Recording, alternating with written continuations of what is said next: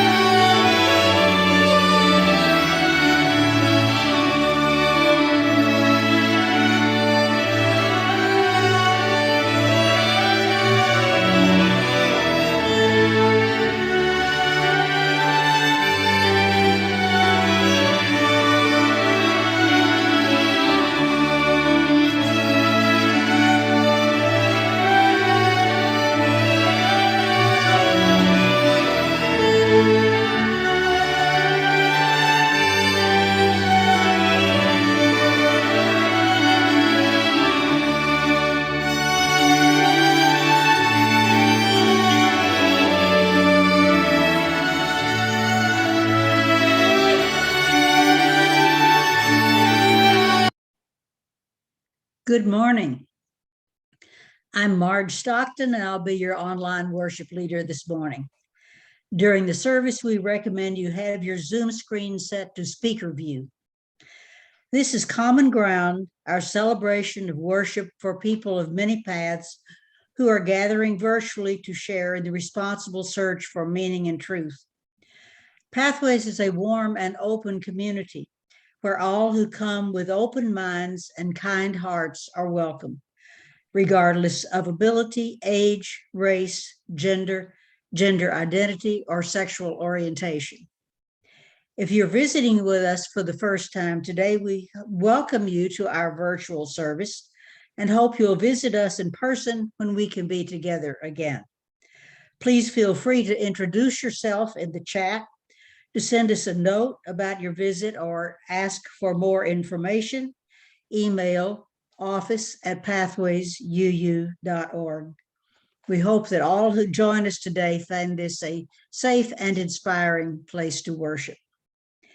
Today is the final day of Hanukkah, and tomorrow begins the UU end-of-year tradition of Chalaka.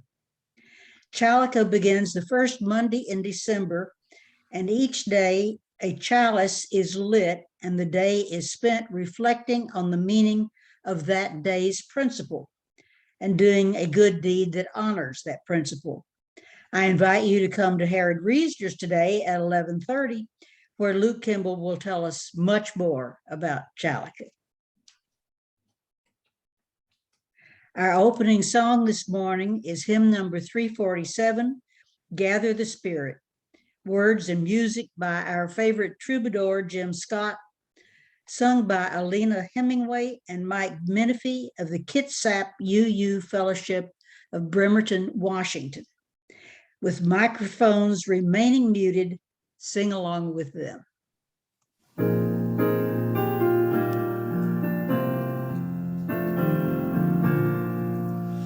Gather the Spirit, harvest apart, our separate fires will kindle one flame. Witness the mystery of this hour, our trials in this light appear all the same. Gathering thanks, gather in sympathy now and then, gather in hope, compassion and strength, gather to celebrate once again.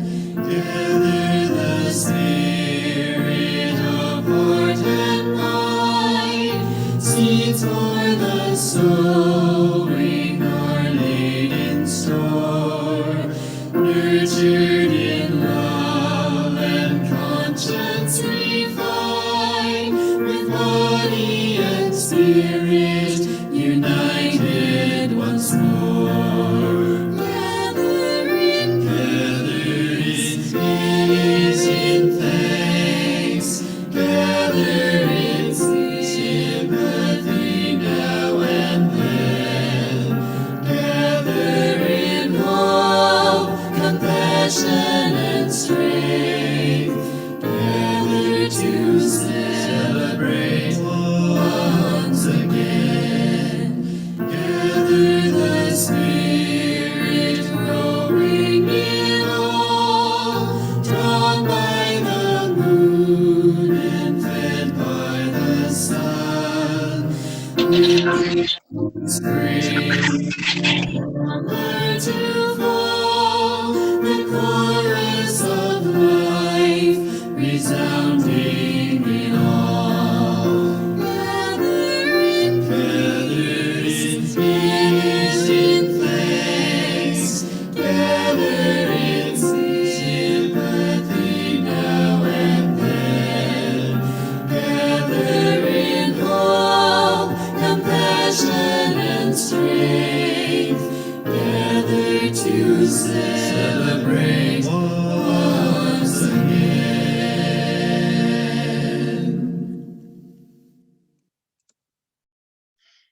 As we virtually light our chalice this morning, please join me in these words by Ben Soul.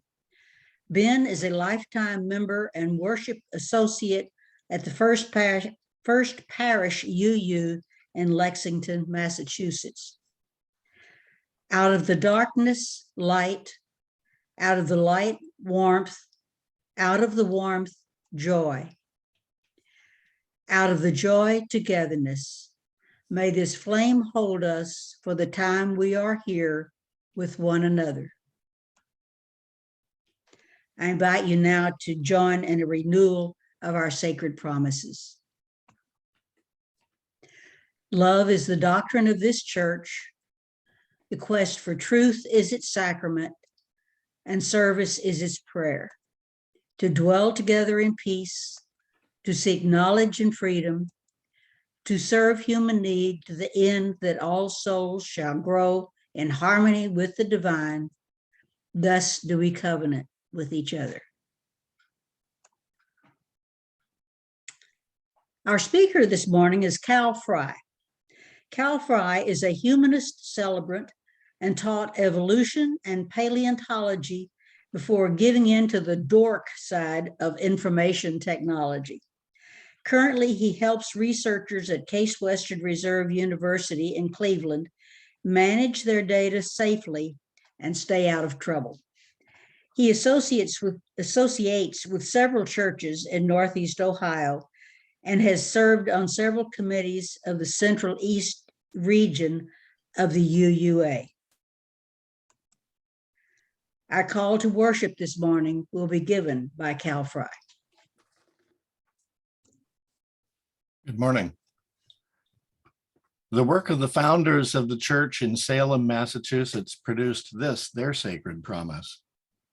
We covenant with one another and do bind ourselves together in the presence of this religious community to express our deepest and most cherished convictions as they are borne by each person, to find a common vision for a better world, to seek the life of the Spirit as it is known by each person, choosing with reverence its name, and to walk together in the way of truth and love as it is shown to us and to all people in word and in deed.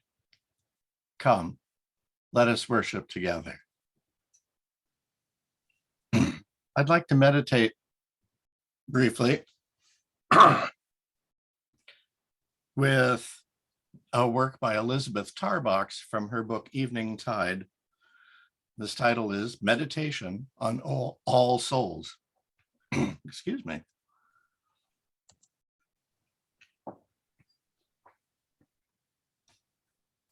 She writes, "Who are my people?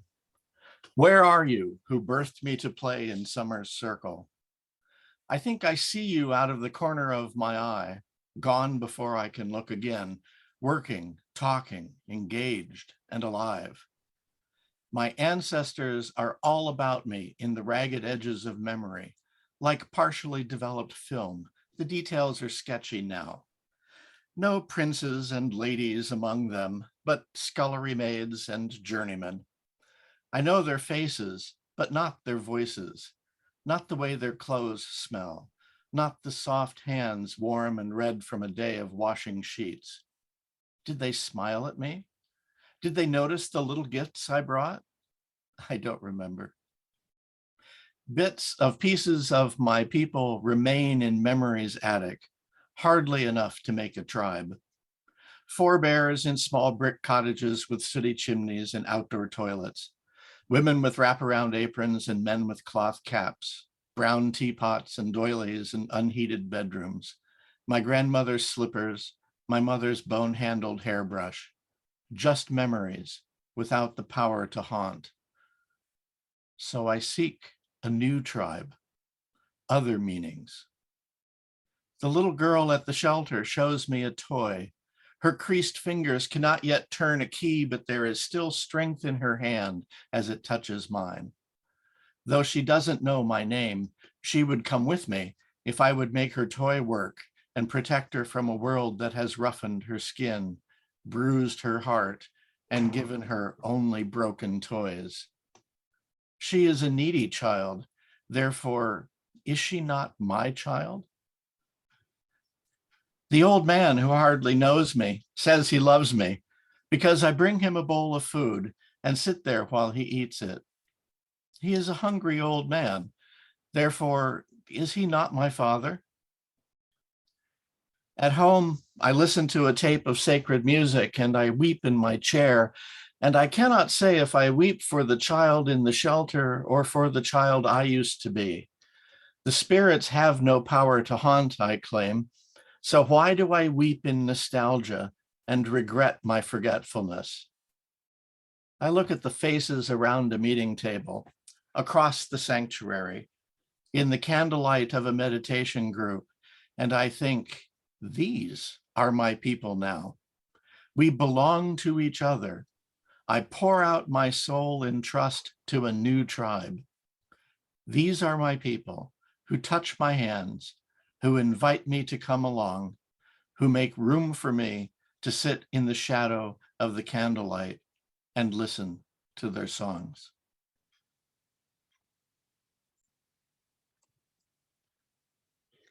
Our worship song is hymn number 188, Come, Come, Whoever You Are, from a poem by Rumi with music by Leonard Unger, sung by Jesse Hudman, Chelsea Sardoni, and Mariah Akandi. Sing along. Come, come, whoever you are, wanderer, worshipper, lover of living, ours is no caravan of despair. Come yet again, come,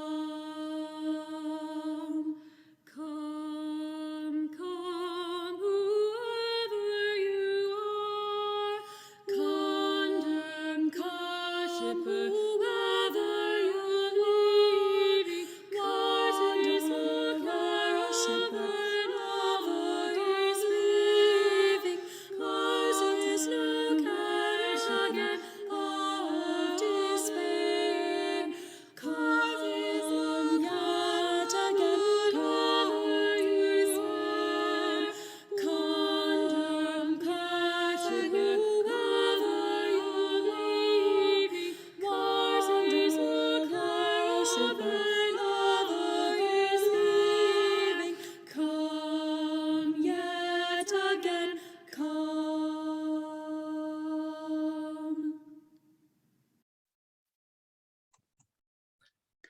And now I will stop sharing the screen and we welcome to our virtual pulpit, Cal Frye. I bring you greetings from sunny Oberlin, Ohio, where it's a balmy 36 degrees and the snow is pretty much gone for the moment. I trust you enjoying better weather down there. Yes. It's a good day. Come again. Please, come again. Whoever you are, religious, infidel, heretic, or pagan, even if you promised 100 times and 100 times you broke your promise, this door is not the door of hopelessness and frustration. This door is open for everybody. Come, come as you are. That poem was probably not written by the poet Rumi, but was found in the quatrains of his Persian contemporary, Baba Afdal al-Din Kashani, who died in 1274, a year following Rumi. Perhaps even this is merely a retelling of a poem that dates from centuries earlier. The translation in our hymnal may be more poetic, and it's easier to make into a rhyme, round, but it doesn't really matter who said these words, particularly as they continue to speak to us nearly 1,000 years after they were written. Come, yet again come as you are. Ours is certainly a funny church. I've also given a sermon asking the question, how does an atheist go to church? To which the answer is on foot or by bicycle or perhaps driving. It's set against us that Unitarian Universalism is the church where you can believe anything you like. And while that's not entirely true, we harbor Christians, pagans, Buddhists, and even godless heathen atheists in our midst, easily enough to make the average Baptist scoff at our theology. We say ours is instead a church of deeds, not creeds. And there are many deeds performed by members of your church and by UUs across the country that are praiseworthy and inspirational. But are good deeds enough to make us a church? What the Wizard of Oz called good deed doers can be found in many religious and civic organizations beside ours, whether they hold testimonials or not. Are there particular deeds that would identify Unitarian Universalists from among those of other more traditional beliefs, besides forming and joining committees, that is? If it's not creeds or particularly special deeds, just what is it that holds Unitarian Universalists together and brings us here on Sunday mornings? What is it that takes us beyond a gathering of people interested in discussing public education or immigration or voter rights or vegetarianism or any other topic you could hear about at a Rotary meeting or on a nearby college campus? What is it that takes us from all those people we welcome through our doors at the beginning of the service and makes us something more, a congregation, a community, and a church? While I was digging through the UUA website one day, I happened to stumble across a set of lectures that was given back in the year 2000 by Reverend Alice Blair Wesley in UU churches outside of Boston. Reverend Wesley chose to speak on the spirit and promise of our covenant. I had by this time encountered several statements that UU theology, to the extent that we can say there is such a thing, is not creedal, but covenantal. So this topic caught my eye and I wanted to see, what she had to say. To bring the search full circle, these lectures have also been reprinted in a book by the Meadville Lombard Theological School. So I am not going to give you all 6 lectures this morning, take hope, but I found the history she related very illuminating. So I think it's worthwhile to revere the past from time to time. For as John Steinbeck once said, I don't think we're any stupider than they were. I think we're just exactly as stupid, and that's pretty bright in the long run. They still have something to say to us. It's an interesting word, covenant. In its religious sense, it means a solemn agreement or sacred promise between the members of a church to act together in harmony. But there are other instances where you'll find this word. The Bible not only mentions the covenant God made with Noah, for example, regarding floods, but of course the whole work is about the relationship between humans and the divine and the promises that each made to the other. In fact, you could read the word testament as being synonymous with covenant. As Unitarian Universalists, we're not too sure how we want to stand with that covenant of the Old and New Testaments. We listened too well to Emerson when he said, make your own Bible, and we watched Thomas Jefferson do it. The word has an old-fashioned flavor, and many of us find its very religious nature a foreign and unpleasant spice. But today's story begins long before Emerson and before Jefferson. We trace the origins of Unitarianism in this country right back to those who landed on Plymouth Rock in 1620 and those who followed their lead. These pilgrims, these Puritans, came to this country. Why? To escape religious persecution, we're taught. But what sort of persecution drove them to cross the fearsome Atlantic and to brave the American wilderness? The law in England at the time required that everybody attend services in their parish church every Sunday. Church services in the Church of England consisted mostly of a lot of old ceremony, which had hardly any meaning for our spiritual ancestors. They considered the services, about which the lay members had no say, dull as dishwater, with ill-educated, ill-trained, and poorly paid assistant ministers in charge. The Bible had recently been translated into English. The Bible, of course, is not really a book, but a collection of many little books from many different centuries. And as more and more lay people in England got a copy, many of them found the Bible very interesting and exciting, just full of the neatest stories. Meanwhile, also, the professors at Oxford and Cambridge universities, especially Cambridge, had gotten very interested in the Bible. Cambridge students were on fire with their Bible studies in Greek, Hebrew, English, and with all the new and scholarly commentaries coming out of the continent and the continental presses.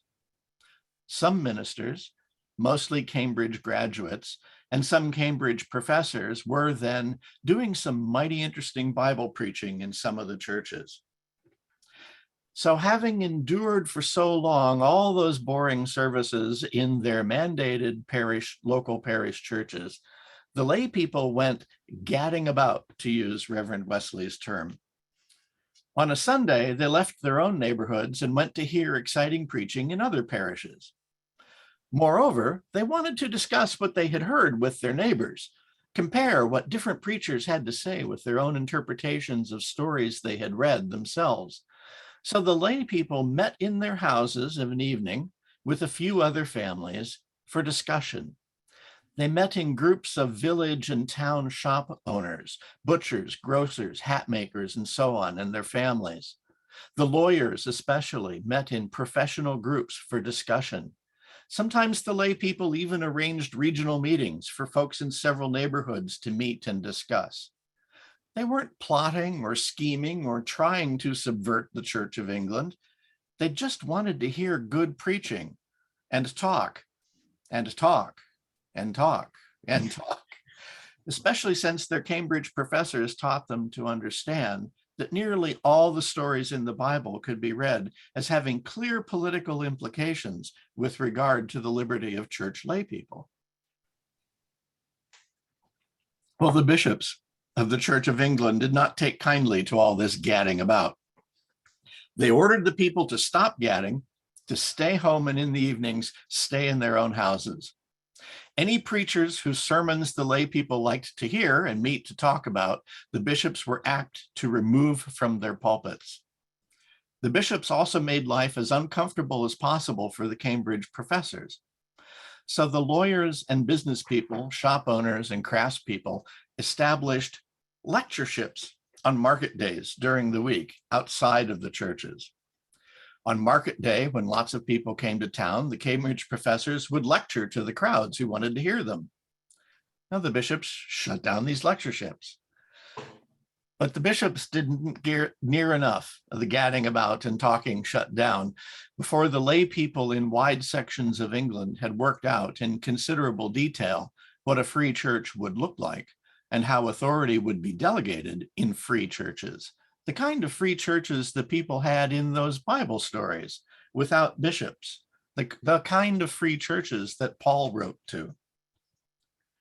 But all the English Protestant kings and Queen Elizabeth supported the bishops and supplied them government agents to deal as government agents the world over tend to deal with discussion meetings their bosses don't take kindly to. Right about here is the point at which the free church tradition in North America begins, as a lay movement.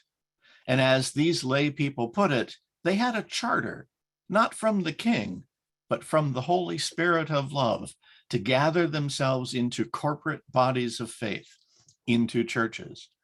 These lay people hoped they could, in New England, show, illustrate, demonstrate to all England, to all the world, how just, how peaceful, and how comfortably well ordered a society could be if, in that society, the people were free to found and establish free churches governed by the Spirit of love, the kind of free churches there had once been in other long forgotten times of history, when the great free church tradition had been well understood by the lay people. Reverend Wesley chose to give her first lecture in the church in Dedham, Massachusetts, which is now a suburb southwest of Boston. When the town was incorporated in 1636, the residents wanted to name it Contentment, but they were overruled by the Massachusetts General Court. At the first public meeting on August 15th, 1636, 18 men signed the town covenant. There's that word again. They swore that they would, in the fear and reverence of our Almighty God, mutually and severally promise amongst ourselves and each to profess and practice one truth according to that most perfect rule, the foundation whereof is everlasting love. They also agreed that we shall keep by all means labor to keep off from all us such as we are contrary minded, and receive only such unto us as may be probably of one heart with us, and such as that we either know or may well and truly be informed to walk in a peaceable conversation with all meekness of spirit. This for the edification of each other in the knowledge and faith of the Lord Jesus. The covenant also stipulated that if differences were to arise between townsmen, they could seek arbitration for resolution, and each would pay his fair share for the common good. That's not their church covenant, mind you, just that of the town, back in the days before we recognized the value of the separation of church and state. By the next year, there were about 30 families in Dedham, all recently settled there. They had come from all over England, and some had lived elsewhere in New England before they were given the grant of the township. With this grant, this motley collection of brave families had to design a government, divide up land for crops, for grazing, for homes and gardens. Once the buildings were up, the furnishings unpacked, and they began to settle in, they started to think of founding a church. But they were still pretty much strangers to each other at this time. They were not yet a tribe. These townspeople had to discover and invent their roles and relationships as they went along. But off they went into the wilderness, hours away from Boston. Today, it would take Susan Frederick Gray about half an hour to drive over to visit the church in Dedham. But think back, their relative isolation and the rigors of life on the frontier meant that they were immediately far more reliant on each other than we have any good understanding. But no, these folks didn't rush in to build a church together. They were a free-thinking, cantankerous lot, refugees of those oppressed gadabouts back home, those who were angry enough about not being able to gad about that they crossed the ocean to start a grin. They didn't really know each other on that deeper level at all, but they came. Though they may have broken their vows 100 times, yet again they came. And they began a series of weekly neighborhood meetings, as their church records relate, lovingly to discourse and consult together and prepare for spiritual communion in a church society. To prepare for spiritual communion in a church society, that we might be further acquainted with the spiritual tempers and gifts of one another. Meetings were held every Thursday at several houses in order, in rotation. Anybody in town who wanted was welcome to attend. They were wise and did not distinguish people who were more deserving than others. John Allen wrote a brief history of the founding into the first 22 pages of the Dedham First Church records, which Reverend Wesley quotes for us. In this first paragraph, he said he wrote this history for us. He wrote for future ages to make use of in any case that may occur, wherein light may be fetched from any examples of things past. No way intending that hereby to bind the conscience of any to walk by this pattern, or to approve of the practice of the church further than it may appear to be according to the rule of the gospel. They adopted a few simple rules for their meetings. Rule 1, they would decide before leaving each meeting what question to discuss the next week. That way, people were more apt to share considered thoughts. Rule 2, each week, the host of the house would begin speaking to the agreed upon question. Then everyone else could speak by turns. All individuals could, as they chose, speak to the question, or raise a closely related question and speak to that, or state any objections or doubts concerning what any others had said. So it were humbly and with a teachable heart, not with any mind of cavilling or contradicting. The record reports that all of their reasonings were very peaceable, loving, and tender, much to edification. The account in the Dedham Church record lists the questions the people in 1637, not yet a church, discussed at their weekly meetings, which continued a whole year, one event really, week following week, from the winter season of 1637 until sometime after the church was founded in November of 1638. Several features of this event are just intriguing. For instance, we know that all of the New England colonists were a people of the book, right? The Bible. But they did not begin to talk about a church by talking about the Bible. By way of laying a basis for the discussion of the church, they began by addressing a question of common sense or natural law. For the subject of these disputes or conferences, diverse meetings at first were spent about questions as pertained to the just, peaceable, and comfortable proceeding in the civil society. In a word, a fundamental concern of a free church is for the justice, the peace, the laws and regulations, the conditions of a healthy free society.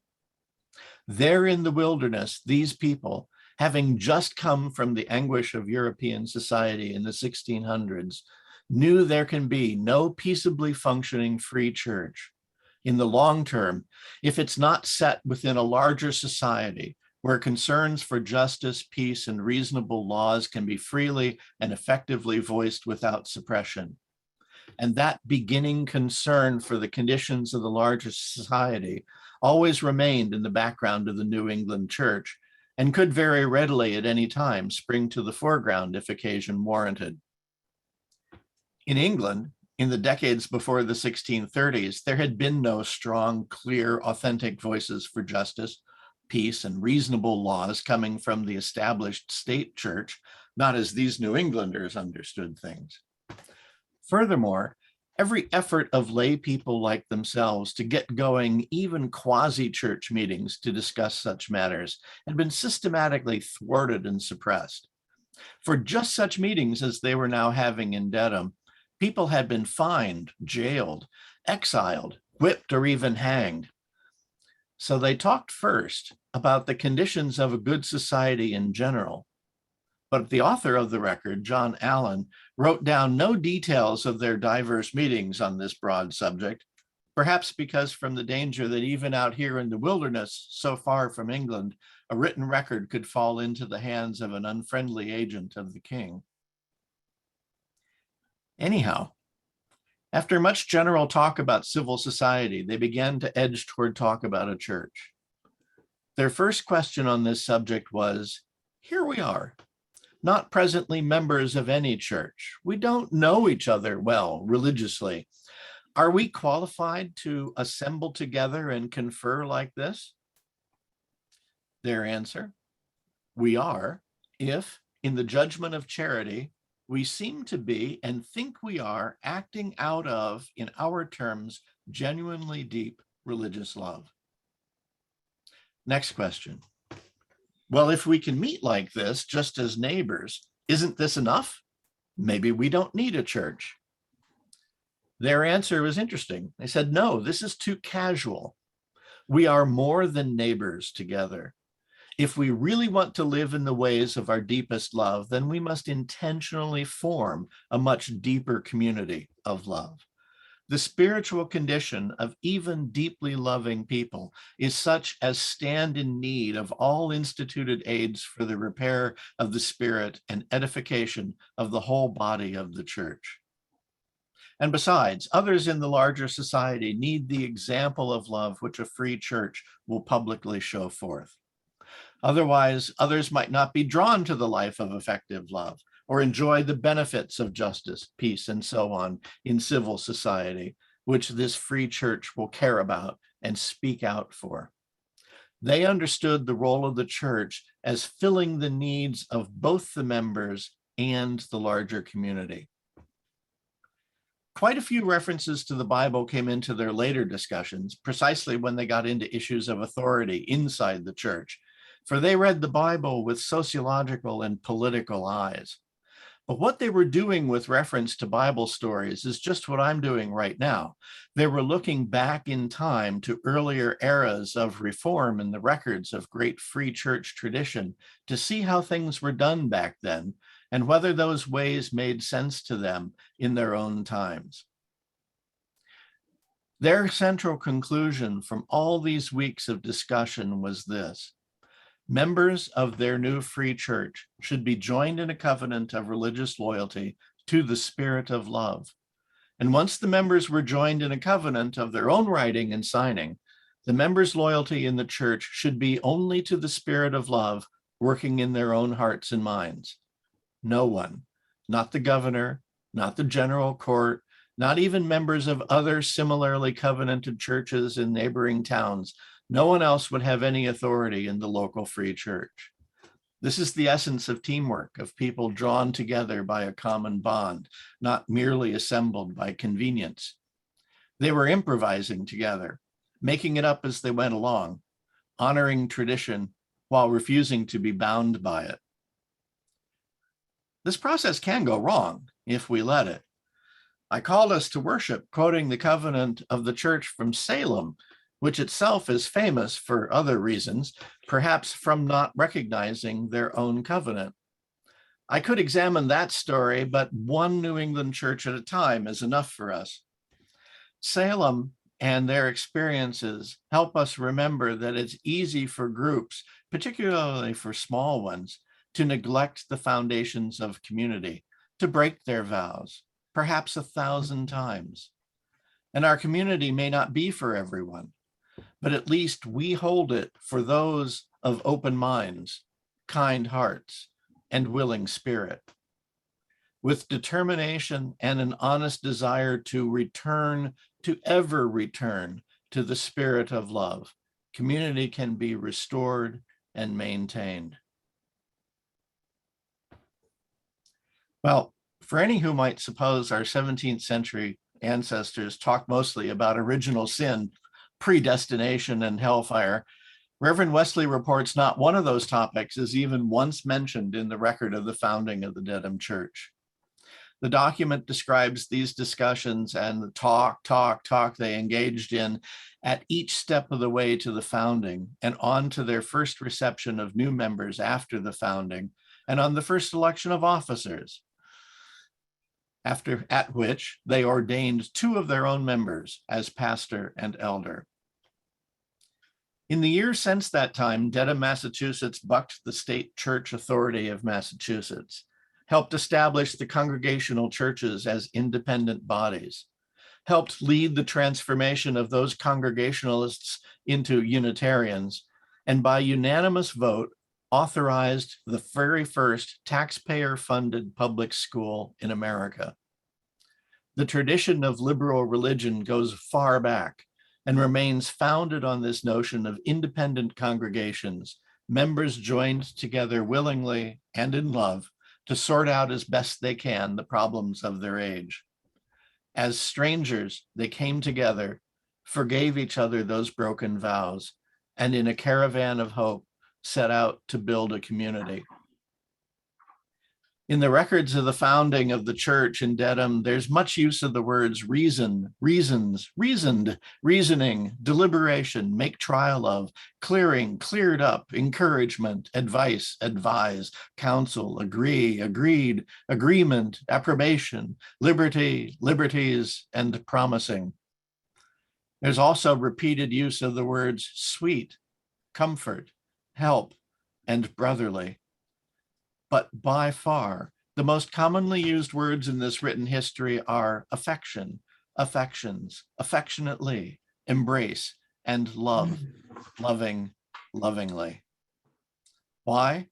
Because then and now, and for as long as human history lasts, when all is said and done and said some more, the integrity of the Free Church comes down to our loyalty to the spirit of love at work in the hearts and minds of the local members. Remember this, and we ought not to go wrong. Every strand of the UU tradition holds up a mirror to our lives and to the society in which we live.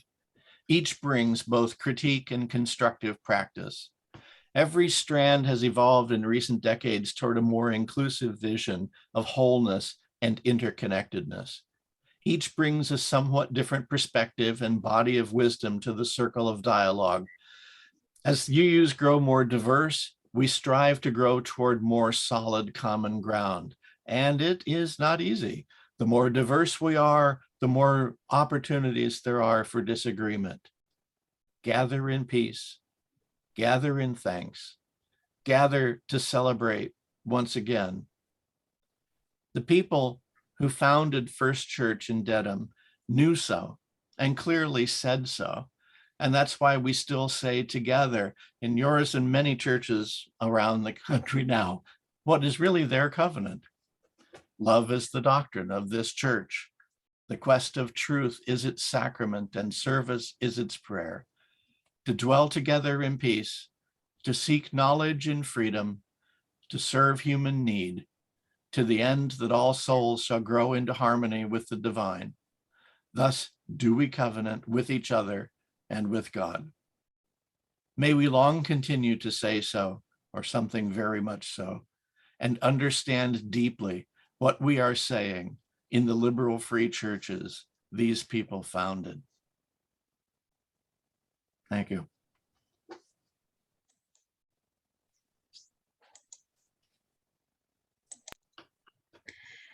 Thank you, Cal. My goodness, that was the best history and explanation of covenant that I have ever heard. That was wonderful. Thank you. I quote from good sources. I cannot take full credit for this. Well, thank you. Nonetheless, our chalice extinguishing is by Karen G. Johnston, minister of the Unitarian Society in New Brunswick, New Jersey. Read with me.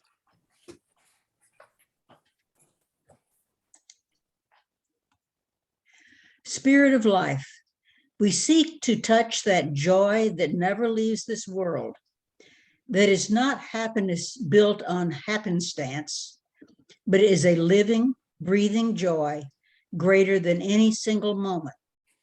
In those moments, we cannot feel it. Let us seek to remember it is always there, around us and in us. We hope that each of you in your individual path through the joys and questions of life found some common ground with your fellow travelers here this morning. After the benediction, we invite you all to unmute, turn on your cameras, and join the open discussion. Cal will be with us for questions or discussion. The adult small groups will begin at 11:30. There is one final announcement this morning. You may have seen this go by in the intro video. Worthy Now is a service coalition powered by the Church of the Larger Fellowship, CLF, our worldwide virtual UU congregation, to invite people on both sides of prison walls into beloved community. About half of CLF's membership is made up of incarcerated people.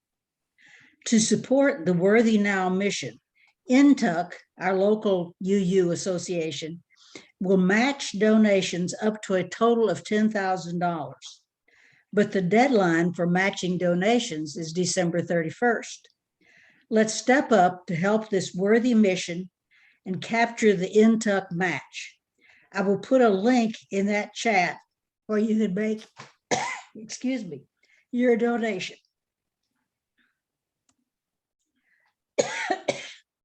Our closing song is hymn number 108, My Life Flows On in Endless Song. Let's sing. My life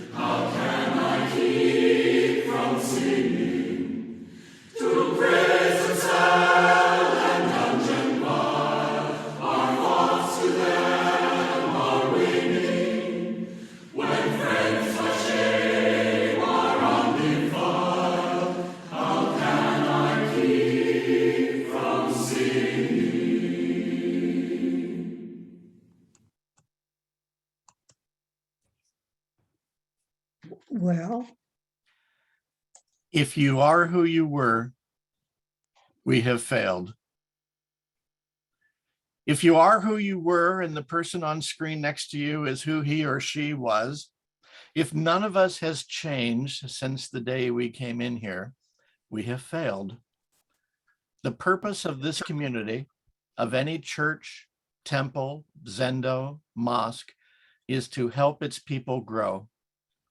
We do this through encounters with the unknown, in ourselves, in one another, in that other, whoever that might be for us, however hard that might be, because these encounters have many gifts to offer, and we have much to learn from working together. So may you go forth from here this morning, not who you were, but who you could be. So may we all. thank you, everyone. Now open up your cameras and your microphones, and conversation is open.